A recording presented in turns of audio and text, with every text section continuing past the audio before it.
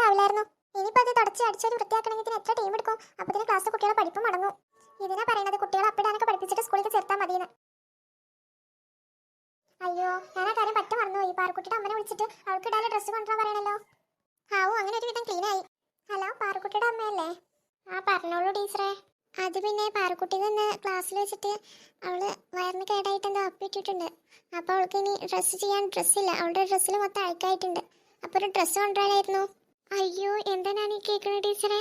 പാറുക്കുട്ടിക്ക് അപ്പം എന്തോ പറ്റി? അവൾക്ക് പ്രശ്നമൊന്നുമില്ലല്ലോ? എന്നിട്ട് ക്ലാസ്സിലൊക്കെ അപ്പിയായി ടീച്ചറെ? ഇല്ല, പാറുക്കുട്ടിക്ക് ഇപ്പോൾ കുഴപ്പമൊന്നുമില്ല. അവളിപ്പോൾ വാഷ് ചെയ്യാൻ പോയിട്ടുണ്ട്. പിന്നെ അവൾക്ക് ഇടാൻ വേണ്ടിയിട്ട് ഡ്രസ്സ് വേണ്ടിയിരുന്നു. അവളുടെ ഡ്രസ്സിലൊക്കെ അഴുക്കായിട്ടുണ്ട്. അയ്യോ ടീച്ചറെ, ക്ലാസ്സിൽ അപ്പേന്ന് ക്ഷമിക്കാൻ കേട്ടോ. അത് കുഴപ്പമില്ല പാറുവിൻ്റെ അമ്മേ. ഇതൊക്കെ സർവ്വസാധാരണമല്ലേ. ആർക്കും എപ്പോഴാണ് വരാമെന്നൊന്നും പറയാൻ പറ്റില്ലല്ലോ.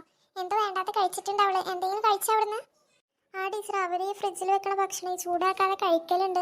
അപ്പം അതിൻ്റെ എന്തെങ്കിലും പ്രശ്നമായിരിക്കും. ഞാൻ എപ്പോഴും ചെയ്ത് വഴക്ക് പറയാറുണ്ട്. പക്ഷെ